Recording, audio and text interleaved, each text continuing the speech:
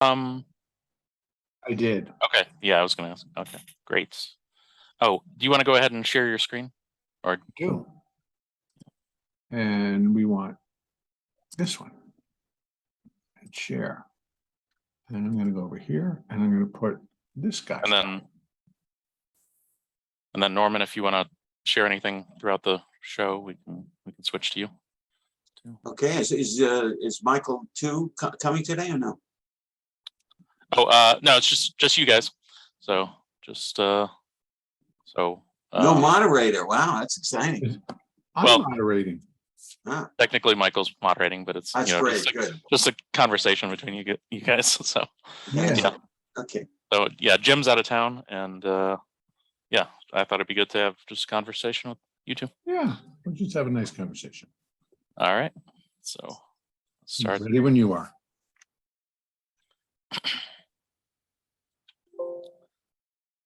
Hi, everyone. Welcome to the timingresearch.com crowd forecast news for October 31st, 2022.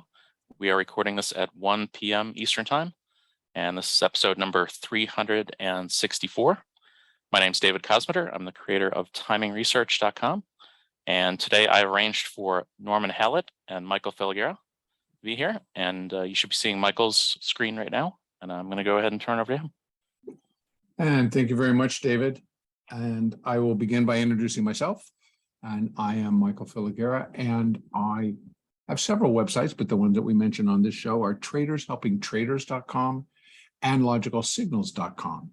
And I have been trading since 1979 in various forms. I have been a market maker, an options market maker on several exchanges around the globe. And in 2013, I'm going to say it was, maybe a little bit before, I switched and I no longer could deal with the options volatility as a market maker, that would be. And so I decided to pick up and become a day trader. And that's actually what I do now. So I focus on trading just for the day and continue to analyze the market. And I have a YouTube channel where I present a video blogcast each day, and also have an Eye of the Storm podcast.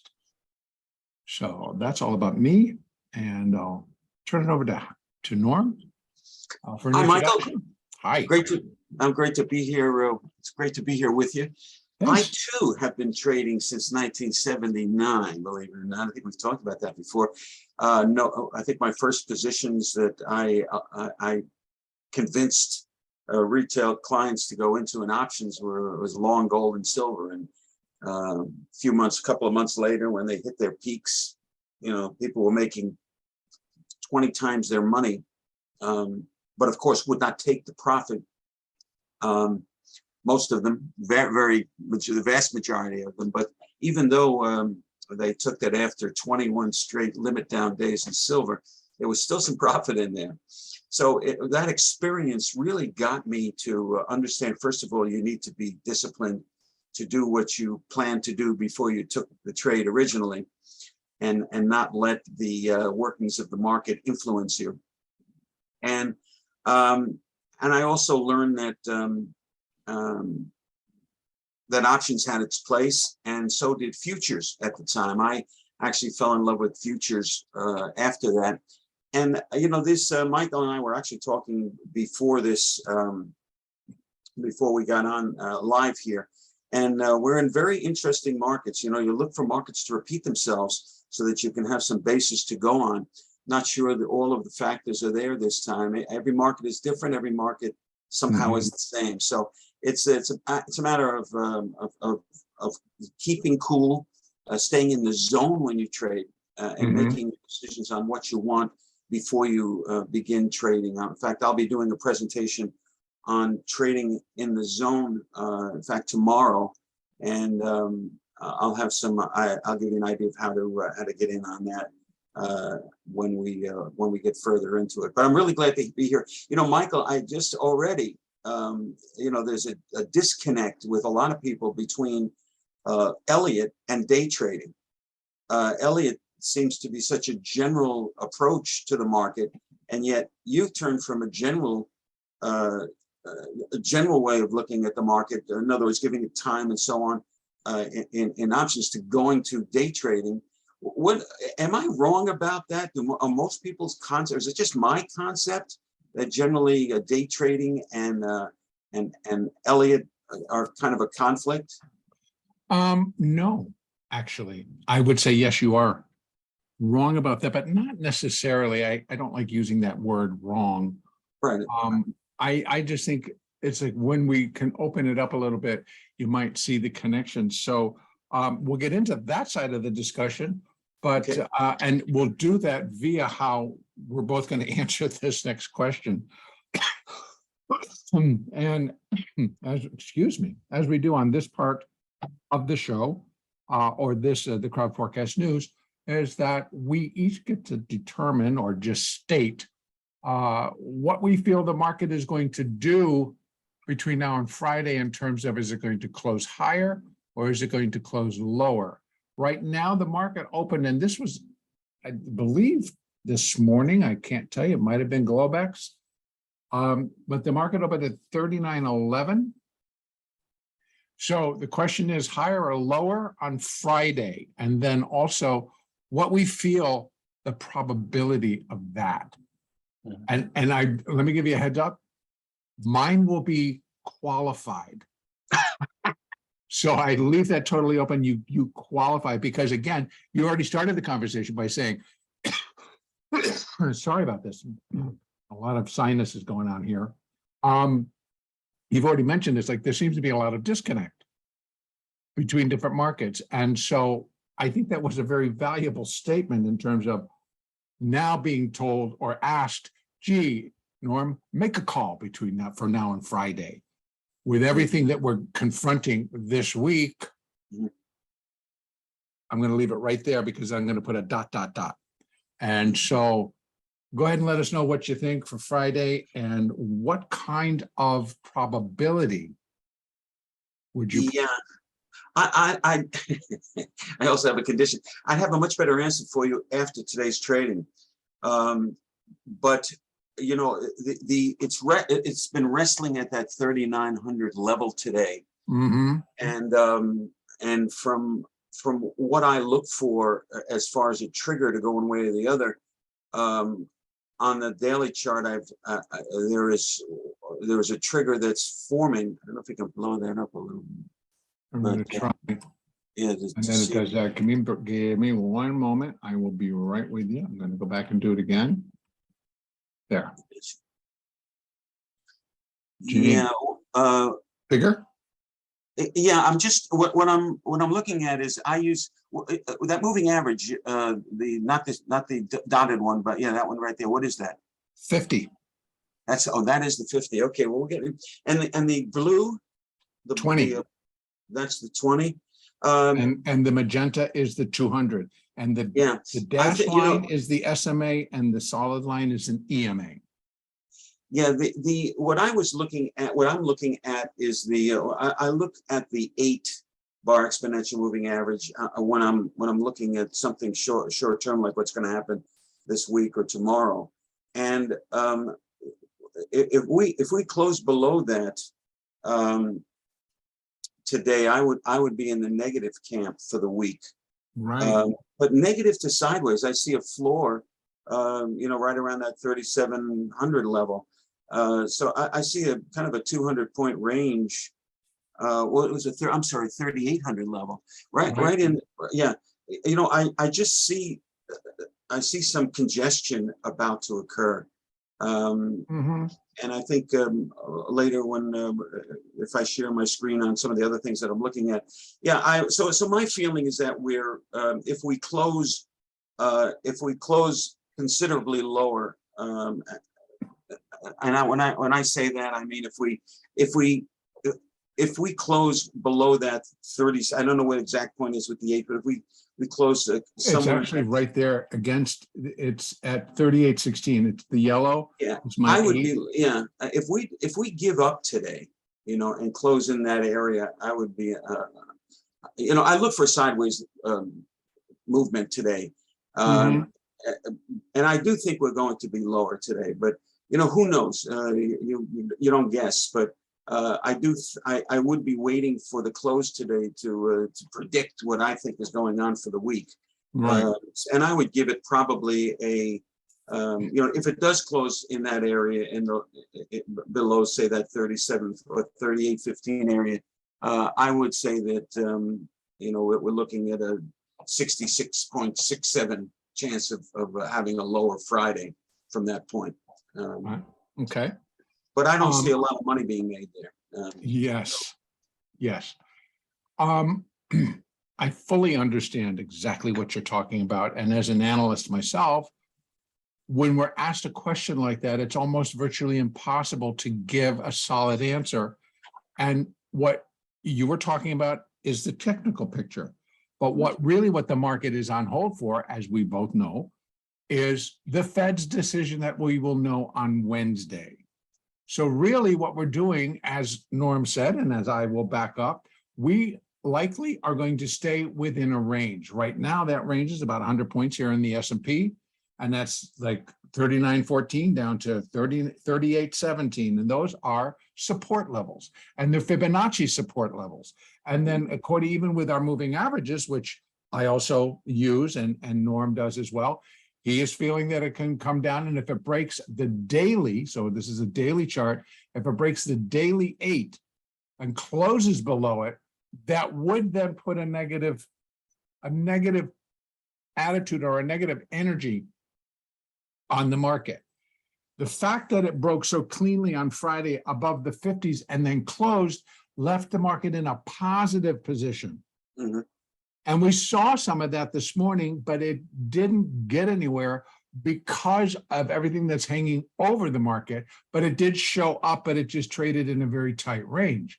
And what I can do is go down quickly to the hourly, and then we can see how it just traded in a very tight range.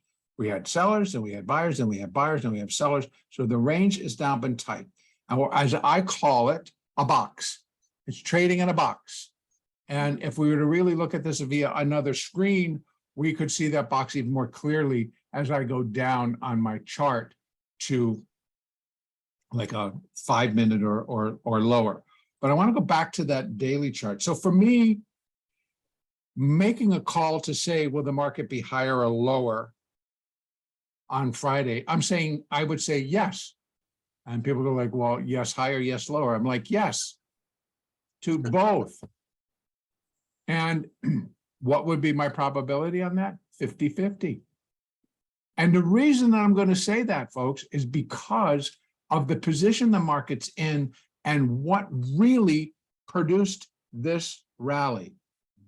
Granted that it was oversold and we were bouncing off of what I'm saying is a 5-wave move down off of the August highs.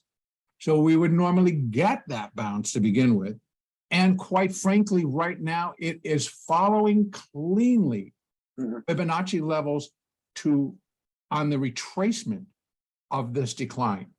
Now, what is the marketplace waiting for? Well, they're playing it against every pundit in our country on the financial media, basically writing or saying the Fed has to pivot. And that's like, well, that's a false narrative in my mind. They don't have to do anything other than their job, which is supposedly to combat and bring inflation back under control. Well, if we have listened to them all the way along, they have not even hinted that they would pivot or back away or anything other than we're going to continue to raise rates because inflation continues to climb. Now, but walking in and believing the false narrative does nothing more than just produce, as we go along, short squeeze and short covering. So what I think we're going to see between now and Wednesday, if the market can get an upside move going, which it's now tried several times today and not getting very far, so we're very evenly paired off intraday. So I don't think we have those types of traders that want to come in and actually do something today in advance of what they will know or not, they will know the answer to on Wednesday at 2 o'clock Eastern, and more so at 2:30 when Powell will start his conference call on this whole thing. So if, and this is what Norm and I were also talking about, so I'm going to toss it back out there. I believe if they come in basically unchanged, which means they do nothing, they just leave them right where they are, I think that'll be interpreted as a pivot and the market will rally strongly. If they come in, say, and they go 50 basis points instead of the 75 that's been predicted, I think that that will be taken as a negative. And the reason that I feel it'll be a negative is because it's going to show that the Fed isn't serious about getting a hold of inflation.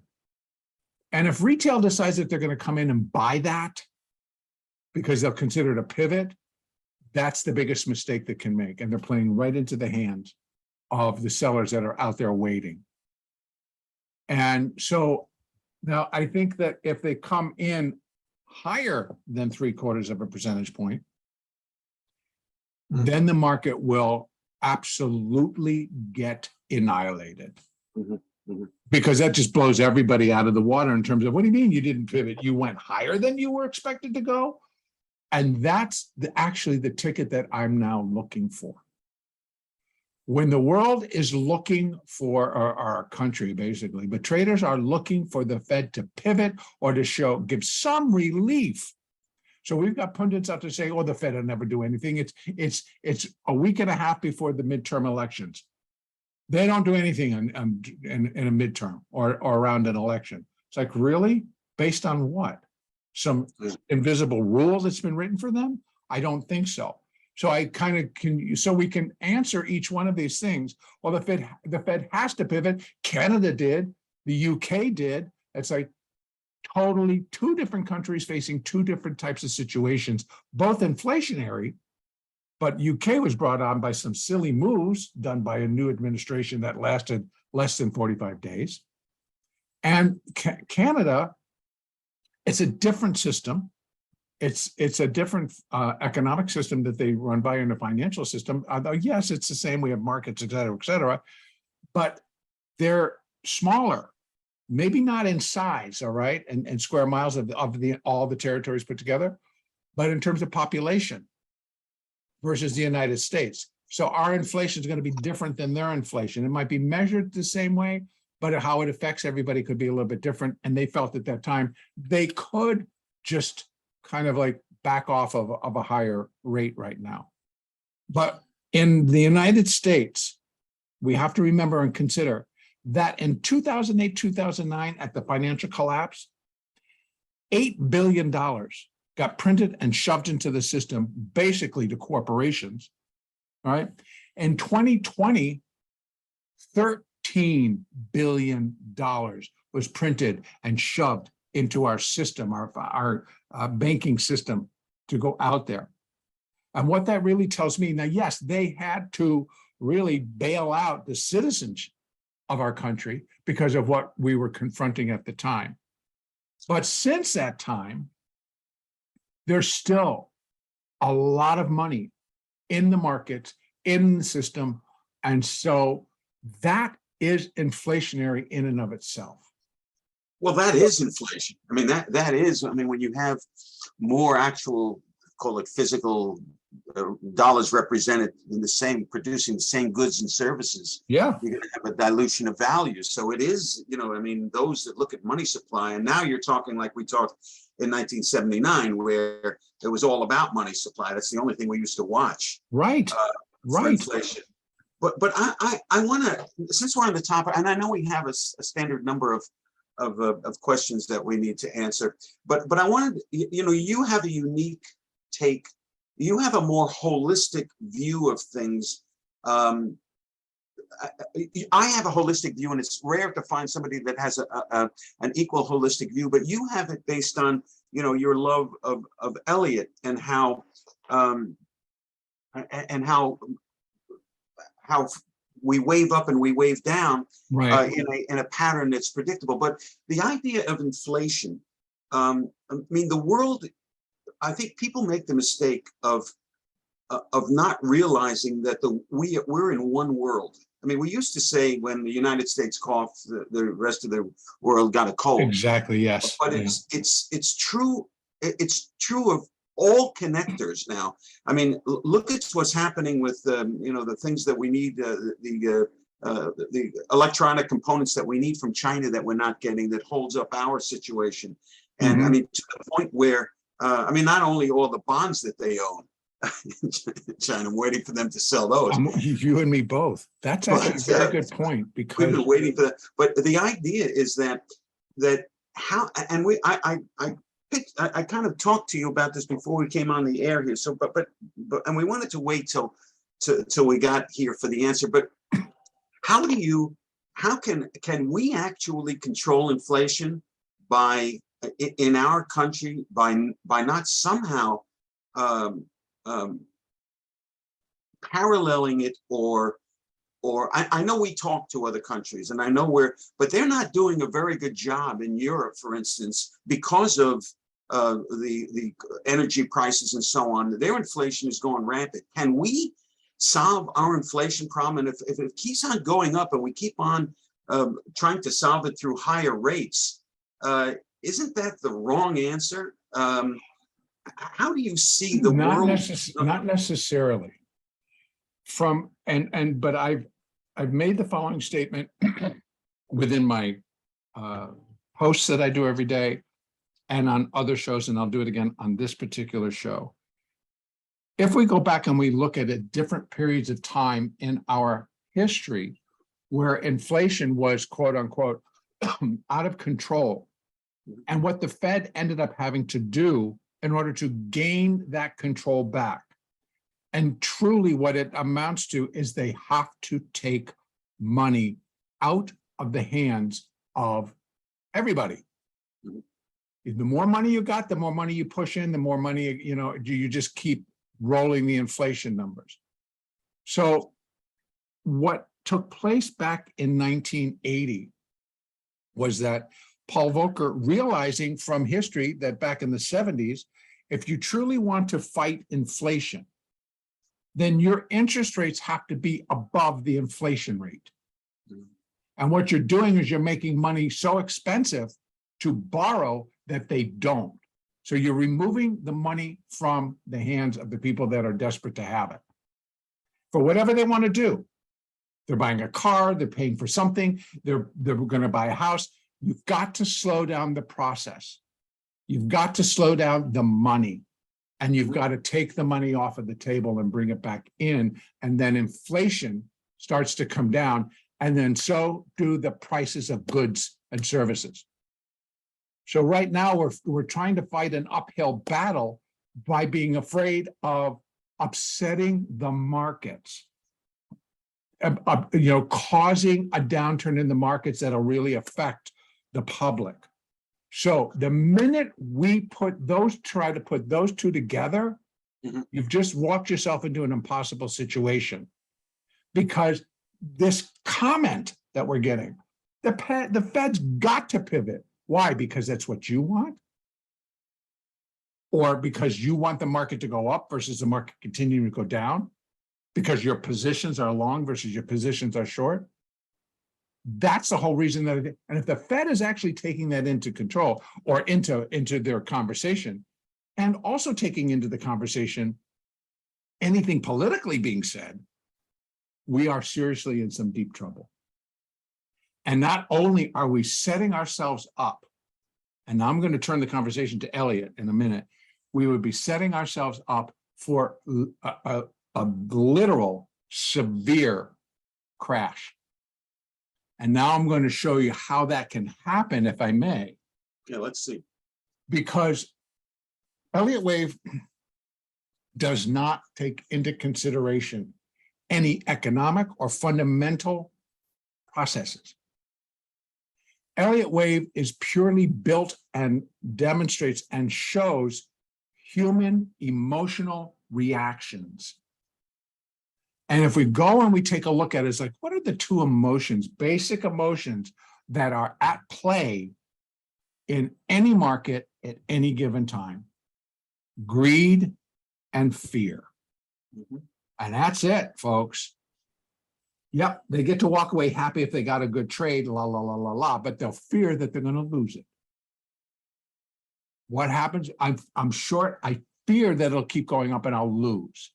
So greed is that keeps them in too long because I got to get more. I want more. So here we have these two emotions. And people say, well, now we're all algorithmically controlled and we're more we are a quantitative market. And that's true. But who writes the algorithms? Who codes them? Human beings.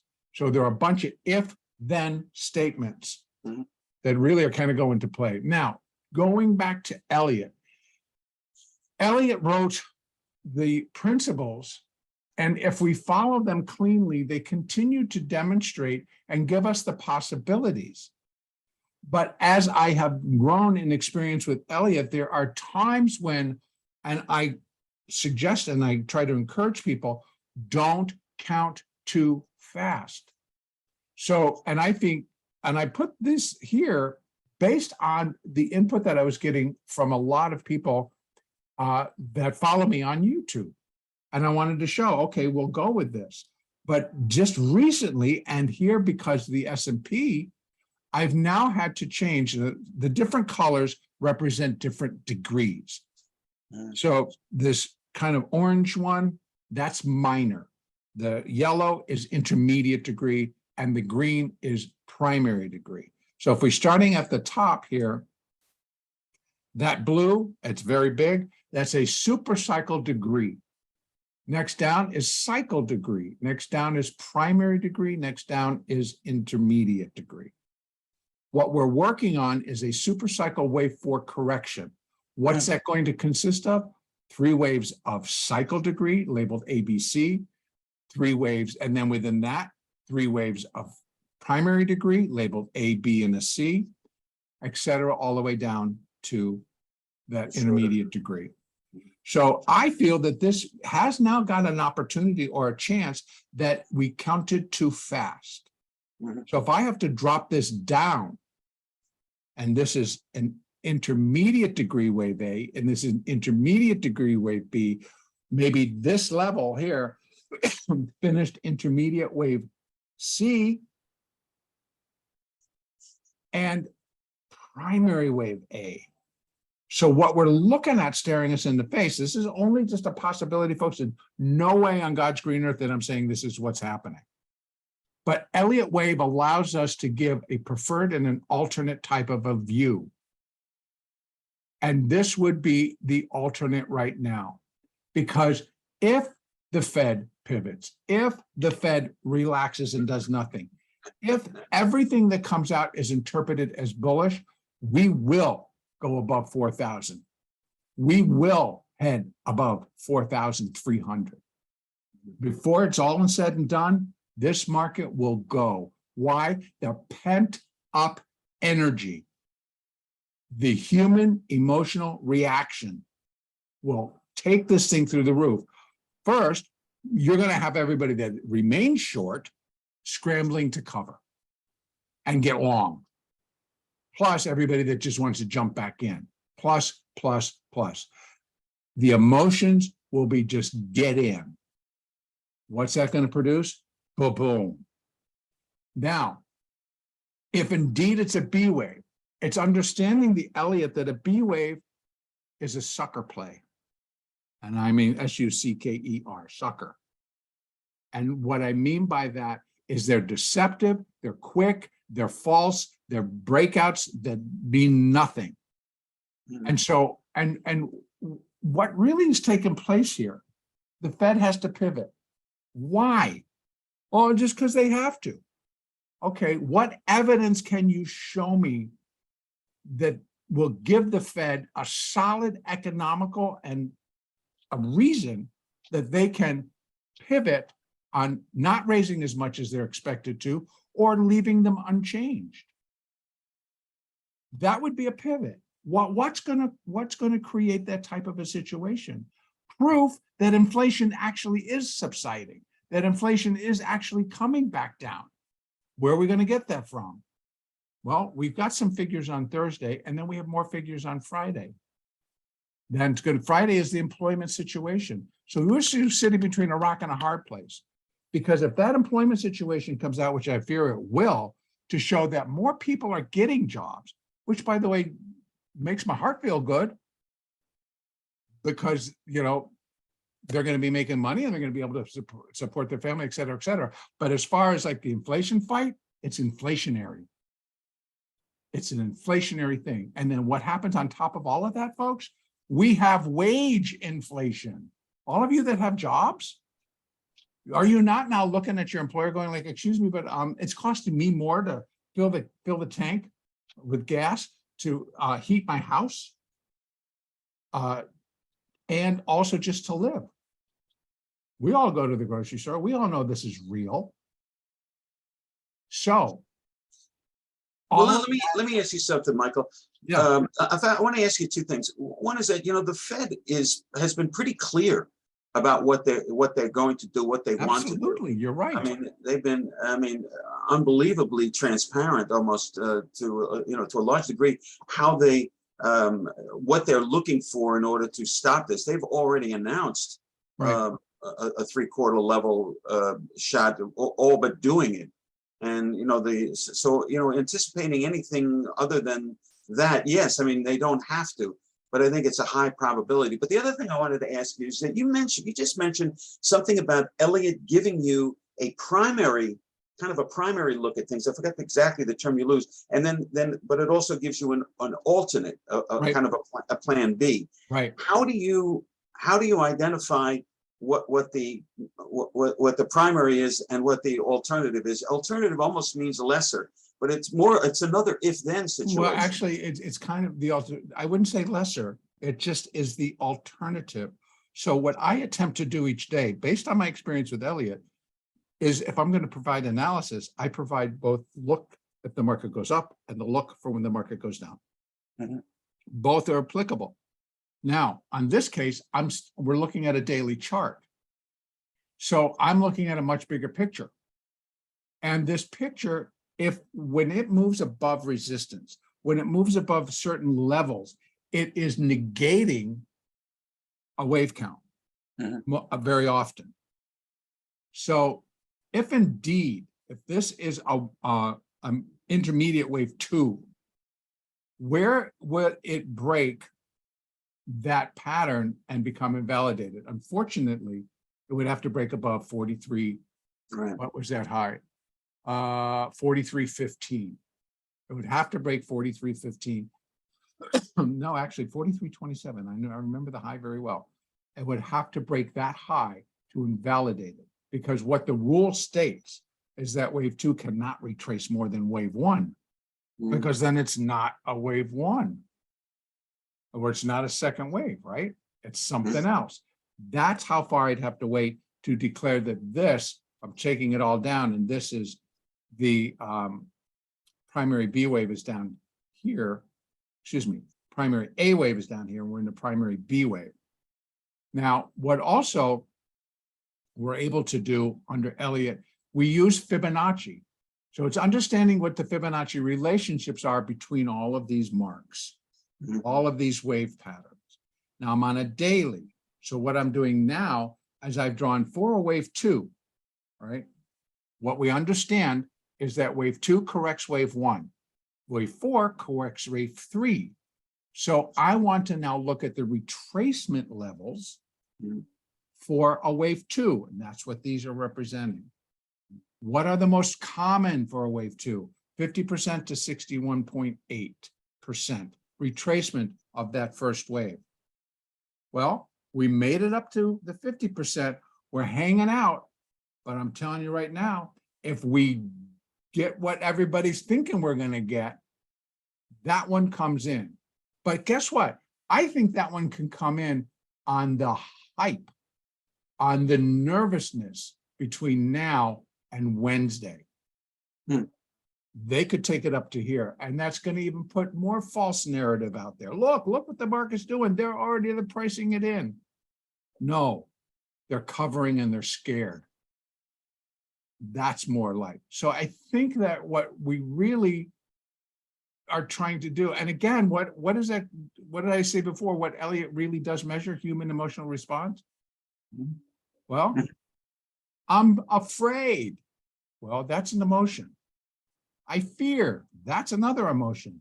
And they can take it right to there because they don't want to lose, because they are short. They got to cover the short, whatever the situation.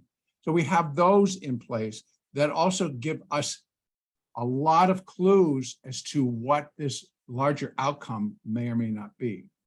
Now, what I do also, Norm, is I can take it down because Elliott Wave is based on building blocks. Here we are. This is what's telling me that we're at least going to go up in the NASDAQ or in the S&P and go above that high. We have a 1, a 2, a 3, and then I got a series of ABCs coming down. That's where I would put a 4. And now we're in the beginning stages of the 5. I probably, if I open this up on a 5-minute chart, I can look like right off the bat, I can count up 5 there. Let me open that up. Let's just take a peek. It's sloppy, but it's there. Yeah, it is sloppy. 1, 2, 3, 4, 5, a 3, 4, and there's the 5. I can put a small 1 there, ABC, a small 2 there. It didn't take out that low. We're good. And now we're into the 3rd. Well, the 3rd is going to build and it likely will subdivide, but it should end up over this high this morning at 39.04. Right. I mean, the fact that it didn't take out that low means it's corrective action and remains the same wave. Exactly correct. As opposed to taking out that low, which means we may be in a different direction. Right. So as an intraday tool, it still is very functional. Mhm. Elliott Wave will continue to show the pattern, whether I'm working on a 30-second chart or a maximum monthly chart. It's just what it then we're doing is we're going to have to make our adjustments according to degree. If I'm looking at a maximum monthly chart trying to show, and I'll show you how you won't be able to see it. It's all get clouded together. All the lettering and everything is all clouded together. But this is the maximum monthly of the S&P. And this goes back to 1983, I think. But I can go get the SPX chart that goes back to 1920 something. So, and I can go back to the Dow, which in my Thinkorswim platform, I go back to 1902. So I have a lot of data that I can chart out. And so once I'm confident of the count, particularly this one on the cycle degree, this cycle degree 5, I believe is in place and is done. And so I'm satisfied with that. The highs that we made, those are the all-time highs right now. Is there a possibility under any wave count that we could go up and equal that high or possibly go above that high? There is. And it would be a B wave. Right. Because I know there's an Elliottian out there right now and very popular on Seeking Help on other ones that is talking about the potential that the market go up and create new highs. I agree. I think he's early because I think what we're finishing up here is the primary C wave, which in turn puts into place the cycle degree A wave. Now, I'm going to go out to the weekly, not that far. That's a low. That's a major low. That was the pandemic low. That's where I think we get to on a cycle degree A wave. But what follows are anywhere in between here. I have much higher levels like 2,800, 26, etc. But that's where I think we're going to end up. But from that low, we will get a cycle degree B wave, which will be an unbelievable kick your butt rally to the upside. Why? Well, I can't tell you exactly what will be going on at that particular time, but the wave count itself tells me what follows an A, a B. Were we looking when this thing was hitting 36, 39 back in June? Were we expecting or thinking that we were going to be at 4,300, 27 in August? I doubt it. But the wave count, if you did it, showed you we've just made a low. And all you need to do is run Fibonacci. Don't need extensions, you just do retracements and you'll get your B wave. And that's exactly what it did. So the predictive nature is there, but it's knowing what to do with it. because you get nowhere unless you can add your secondary predictive nature is, well, how far can the move go? We all knew that we were getting it. The launch off of there told you, you know, tone change. And that excuse me, and was going to continue to look for upside. Mhm. So I can put my retracement levels in and I can give those numbers out. And then if you understand the nature of what the relationships between these waves, and again, statistically, you can run the statistics and you'll find it. What is the most common retracement for a B wave as it relates to the A wave? Well, a B wave, as it relates to the A wave, comes in most often at 618 to almost 100%. Your minimum would be 382. So you got your basics already lined up for you. So you can already say, or then somebody said, well, how's it going to get to 4,000? I don't know. I'm just telling you that would be the relationship. That's the fibs. Again, Elliott and Fibonacci they have no idea what's coming tomorrow or the next day. The predictive nature is there simply because of the relationships and the numbers. So does Elliott have a predictive nature to it? Yes. Is it based on anything fundamental? No. I can tie it to like we are doing right now. We're talking about the fact that we have a Fed meeting. And that's where we're all sitting on pins and needles. What's the Fed going to do? But I'll be honest with you, Norman, that's one of the reasons I changed and became a day trader. You know, I have let me ask you this, because since we're on this, I know we're talking a lot about this, but I think this is a pretty good learning experience. You know, I don't know, you know, when you trade for decades, you forgot where you heard something or where you got this notion from. But when a market retraces, you know, I used to draw these retracements with just using the 38.2 and 61.8. Yeah. The others didn't make much sense to me. When somebody put in the 50, I said, what are you doing? You know, the first time anyway, my question is, I have this thing in my head from you know, years of experience that if a market rallies just to the 38.2 area and then fails, it's a higher probability that we'll make new lows. Yes. That came from that rally, that if it rallied to 61.8 and then came down. Generally 61.8, I almost expect a challenge of the low from where it came, and maybe even looking for a double bottom or something, as opposed to when I see a shallower retracement of 38 and then coming down, I'm looking for a breakdown. Is there any truth to that? There is, but what I would add to it is just having an understanding of what is it correcting and what are the limitations and what would the next move be. Right now, if this gets up to 618, it's still an intermediate wave 2. What comes next? An intermediate third wave. What direction? Down. So my expectation would be is that it would not only break 3502, which is the current low for the sequence, it would smash it and it would keep going. Now, what I can do, let's just say, for example, and I'll take it even from, we'll go that higher high. Let me take this one off, which is our retracements for the wave 2. Let's just take a gander and say, what if wave 2 were complete? What if we're going to drop into that third wave? And I'm going to put it right at 4,000 because that seems to be everybody's little chick. We'll put it right there. Now we're getting extensions. So what is the relationship? Well, the relationship is going to be between the third wave and the first wave. What's the most common? Well, wave 3 should be equal to wave 1 as a minimum. Well, that tells me 3178. If indeed we're finishing an intermediate wave 2, that's the expectation. But what Elliott has already told us is that third waves are wonders to behold. Why? Because they're often, out of waves 1, 3, and 5, the most powerful the longest, the strongest, etc. Or on that basis, if it just comes and equals it, Yeah. I don't know, but it may cause a pause. So I normally am looking for this 1.618, because over statistically, we can look at this and we can devise what are these? Why do I use these? Because statistically, the most common is 1.618.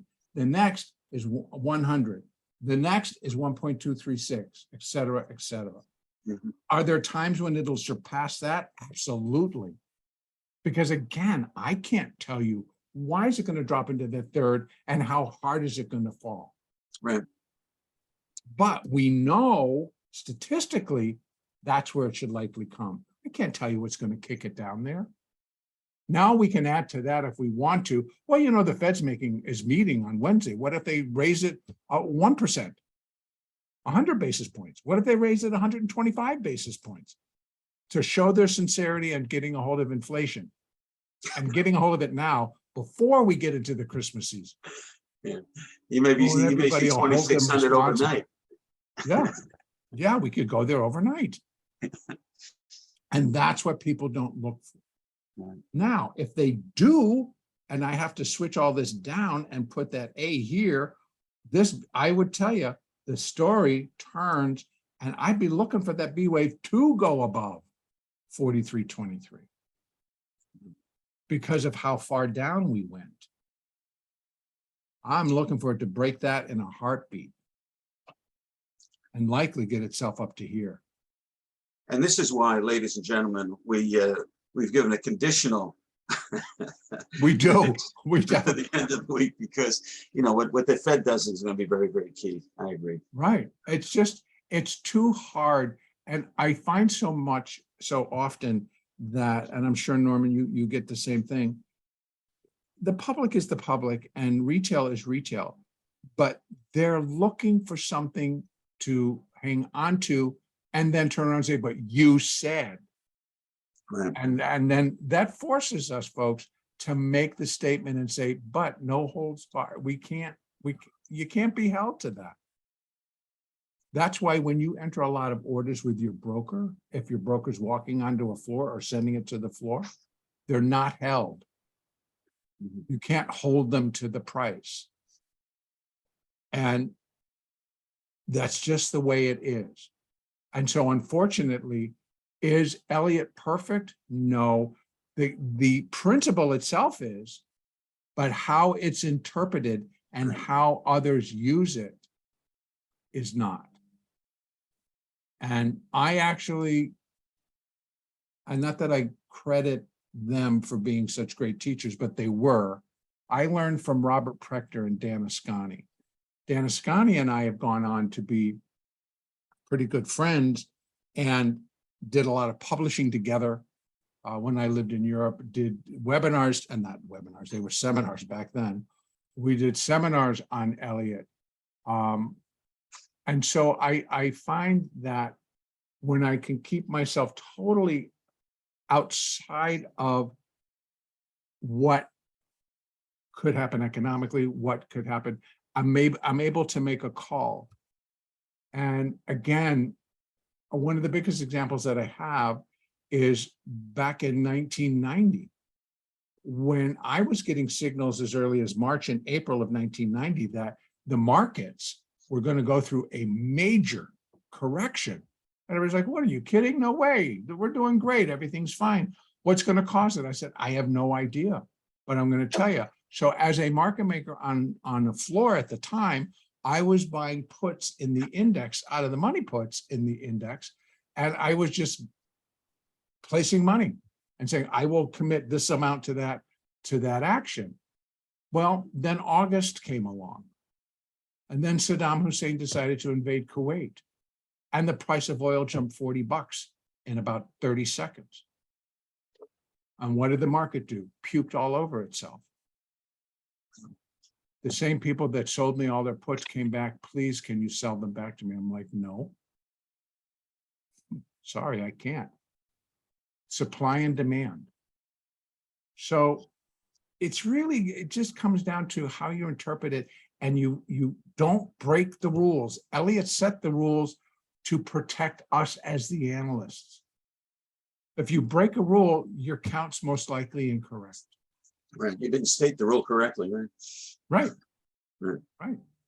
So, boy, we got really off track there, didn't we? Well, no, I'm hoping that the people who you don't get to grill an Elliott person too much. I mean, you probably confused a lot of people, but you probably clarified certain things, at least the way Elliott Functions. sees things, and the fact that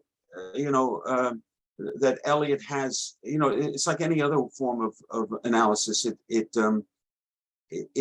has alternatives. It Right. has if thens. Right. We're already looking, because in general, you have to let the market tell you what it's going to do. Absolutely. You And just hit, that's the major statement. Say it again. You have to We let the have market. to allow the market. That's right. And you can anticipate, but before you put your money on it, you have to get certain confirmation. And that, you talk about the mental and emotional standpoint, because that's the area that I deal with mostly with our clients.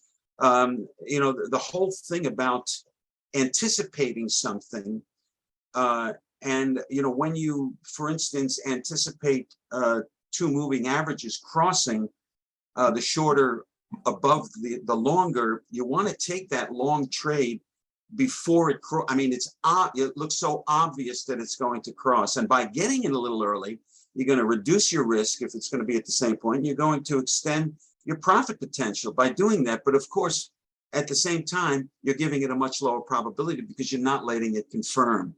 When you let something confirm, some people believe that you're giving away a lot of what was obviously should have been yours.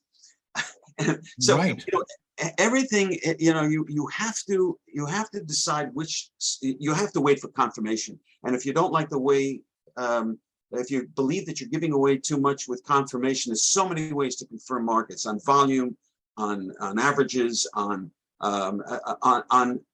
momentum. There's all kinds of ways of confirming. Find another way to confirm, because you do need a second opinion, or a third opinion. I think any more than that, you may be throwing too much in your way. You won't have enough action, because we're in it for the action. I want to trade. I want to get in something, but I'm not willing to get into something that's not confirmed. I think so that's very wise. I think that's a very wise statement.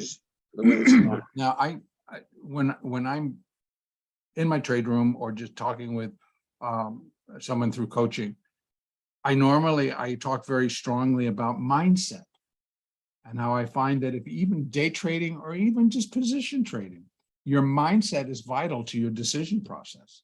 Mm-hmm. And what they say, well, you talk about noise so often, Michael. What do you mean by that noise?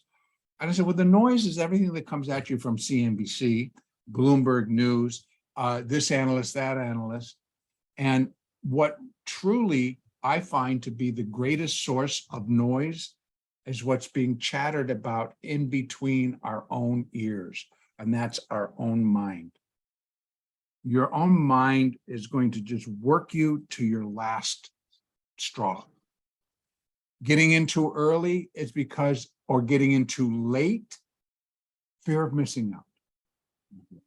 I'm going to miss the move. I'm just going to get in now. It's like, okay. Secondary, when the noise overtakes you, you no longer can see or hear your rational brain side telling you, oh, what about your rules? We establish our trading rules. And they start breaking their own trading rules. So it's the same thing. If you're breaking a rule that Elliott basically said, don't, because if you do, your count's not going to be correct. You're not going to get what you believe is going to be the outcome, because you've miscounted it. You broke a rule. Right, you let the noise bother you.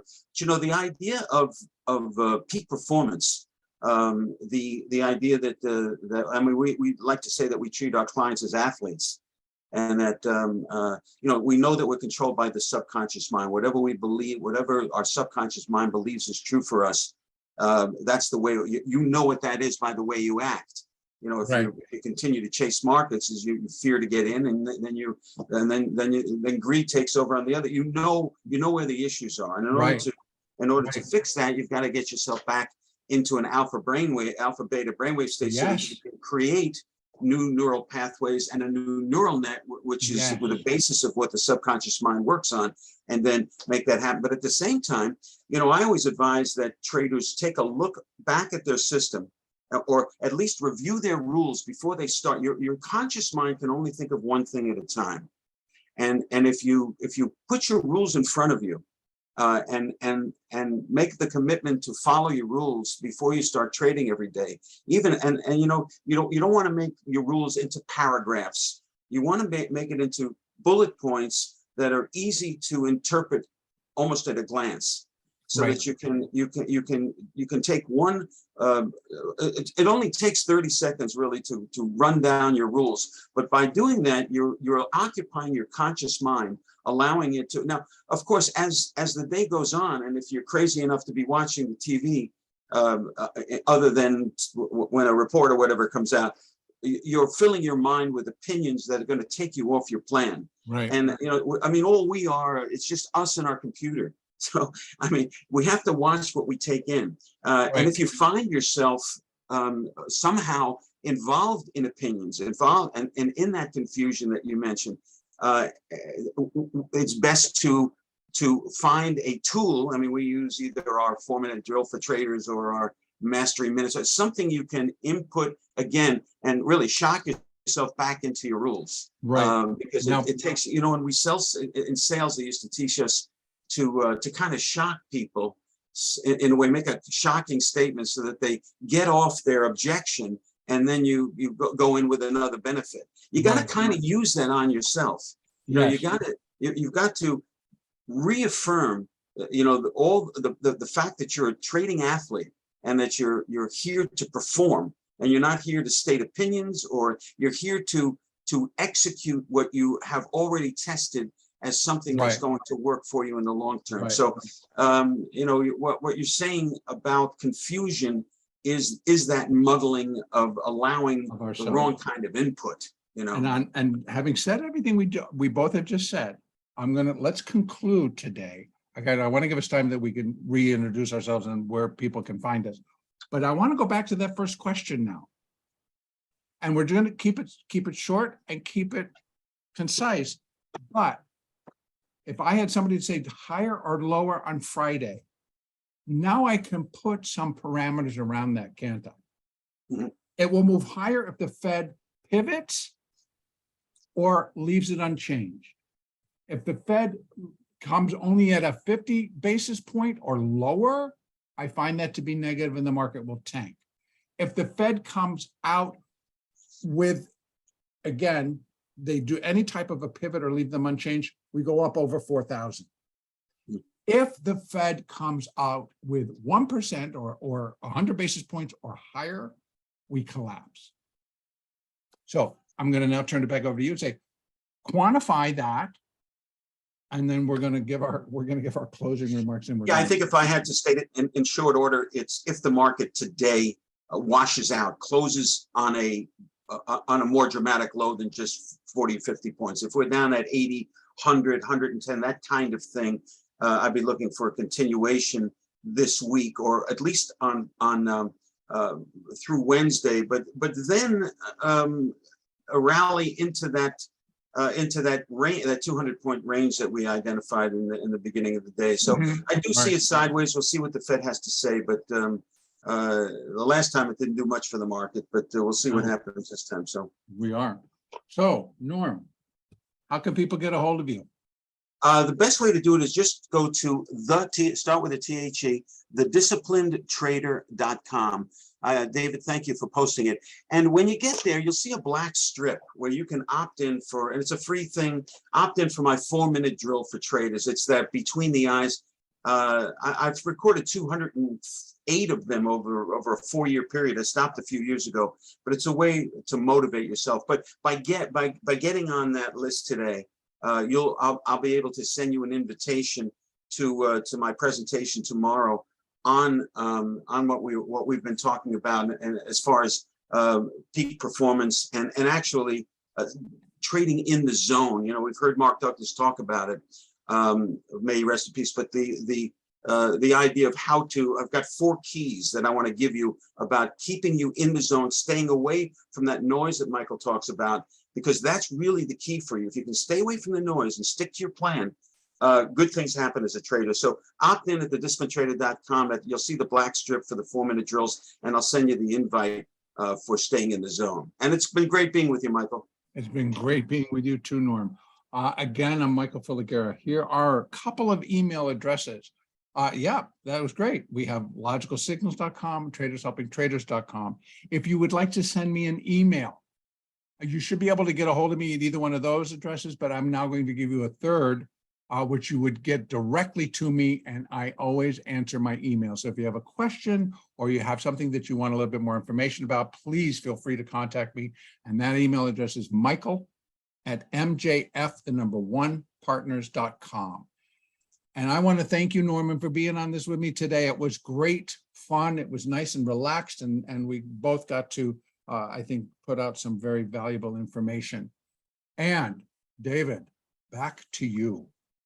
All right, thanks, guys. I knew you guys would have a great conversation, so that was really good. A lot of information covered today. So just a quick reminder for everyone, be sure to subscribe to Timing Research on YouTube and your favorite podcast app. Excuse me, podcast app. You can also go to just timingresearch.com, and the recording of this presentation will be there as soon as I can get it posted, and all the past shows and reports, shows and presentations are there as well. So thanks, everyone. You're welcome. Thank you. Take care.